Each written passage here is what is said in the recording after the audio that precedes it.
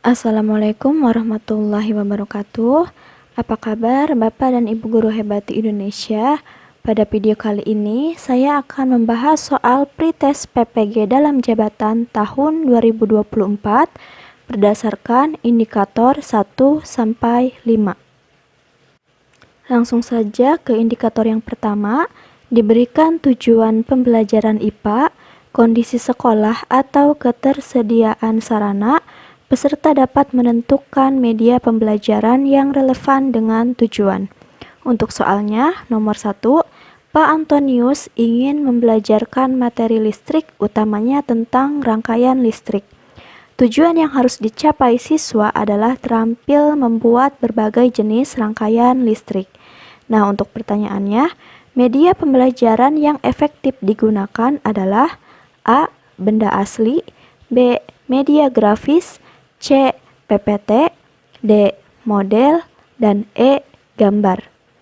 Nah, saya akan bahas dulu satu persatu. Pertama, apa itu benda asli?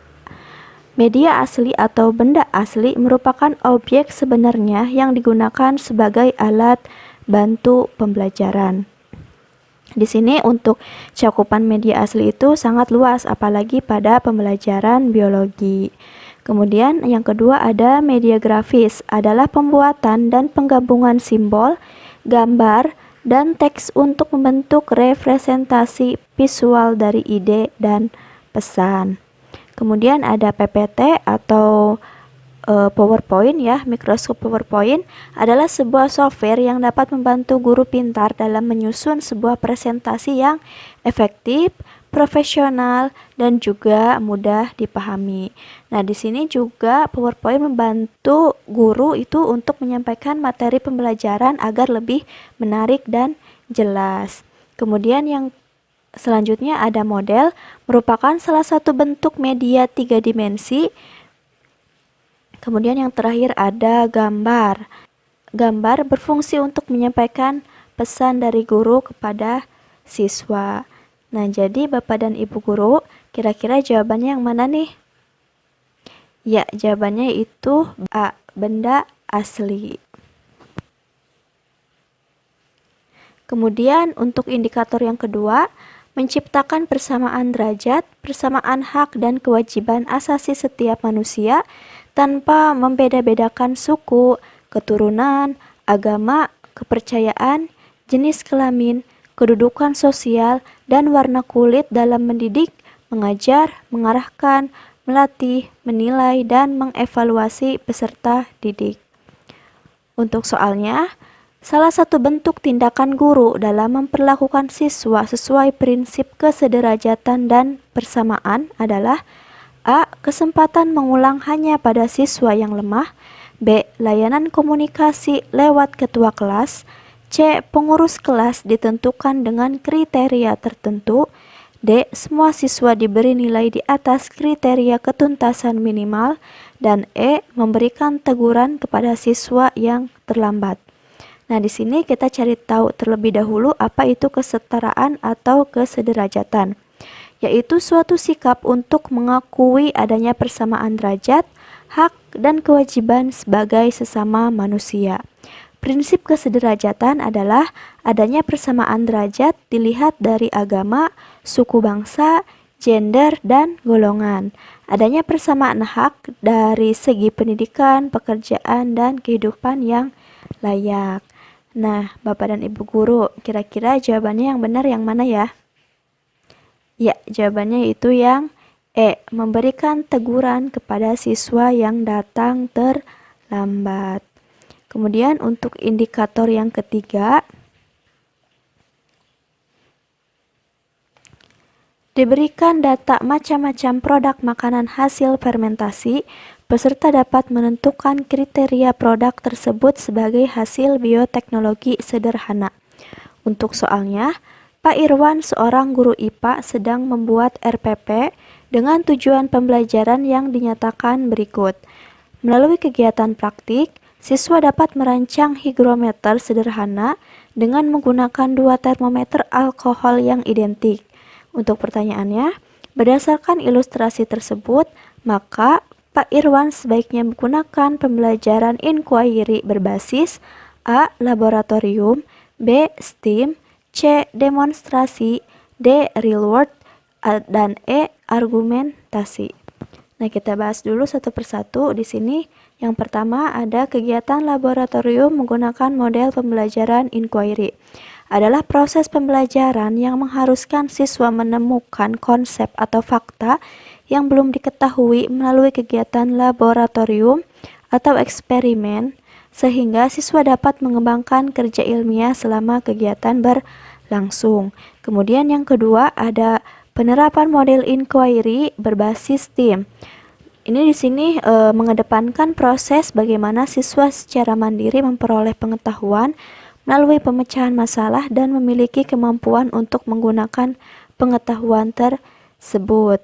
Kemudian selanjutnya ada demonstrasi.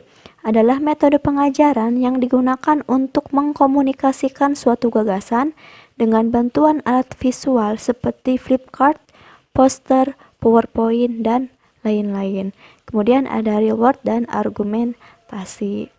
Nah, Bapak dan Ibu guru, kira-kira jawabannya yang tepat yang mana ya? Ya, jawabannya itu yang A, laboratorium. Kemudian indikator yang keempat, merancang berbagai usaha untuk menuntaskan pekerjaan dalam mendidik, mengajar, membimbing, mengarahkan, melatih, menilai, dan mengevaluasi peserta didik. Untuk soalnya, suatu ketika seorang siswa memprotes kunci jawaban soal yang disampaikan oleh guru karena dianggap tidak atau kurang benar. Nah, menanggapi tindakan siswa yang seperti itu, hal yang sebaiknya dilakukan oleh seorang guru adalah A. Membiarkan siswa bersikukuh dengan pendirian dan pendapatnya. B. Mengabaikan begitu saja tindakan yang dilakukan oleh siswa. C. Memberi kesempatan kepada siswa untuk menjelaskan jawaban yang dianggap benar. D. Menjelaskan alasan kunci jawaban yang diberikan dengan tetap menghargai pendapat siswa. Dan E. Mengingatkan pada siswa agar ke depan tidak melakukan hal yang sama. Nah, kira-kira Bapak dan Ibu guru jawabannya yang tepat yang mana ya? Ya, jawabannya itu yang C, memberikan kesempatan kepada siswa untuk menjelaskan jawaban yang dianggap benar. Kemudian, indikator yang kelima,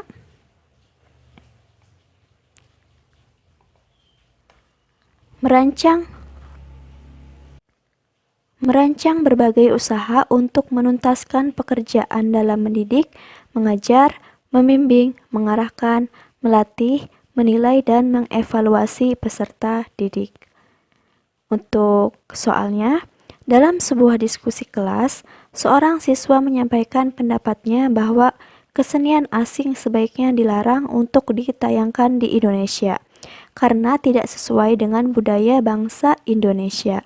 Menanggapi pendapat siswa yang semacam itu, yang perlu disampaikan guru adalah A. Kesenian asing tidak perlu dilarang karena bangsa Indonesia adalah bagian dari umat manusia di dunia. B. Sebagai suatu bangsa, kita perlu saling menghargai, termasuk saling menghargai dalam berkesenian. C. Kesenian asing tidak harus dilarang karena ada nilai yang dapat memperkaya kesenian Indonesia. D. Kesenian asing perlu kita hargai sebagai wujud penghargaan kita terhadap pemilik kesenian tersebut. Dan E. Nilai seni adalah nilai yang universal yang dapat menjadi milik seluruh manusia dimanapun ia berada. Nah, Bapak dan Ibu guru, kira-kira jawabannya yang mana ya yang tepat? Iya, jawabannya itu yang C. Kesenian asing tidak harus dilarang karena ada nilai yang dapat memperkaya kesenian Indonesia. Baik Bapak dan Ibu guru, untuk video kali ini saya cukupkan. Semoga bermanfaat sebagai referensi untuk belajar bagi Bapak dan Ibu guru yang akan melaksanakan pretest PPG. Semoga bermanfaat. Saya tutup. Wassalamualaikum warahmatullahi wabarakatuh.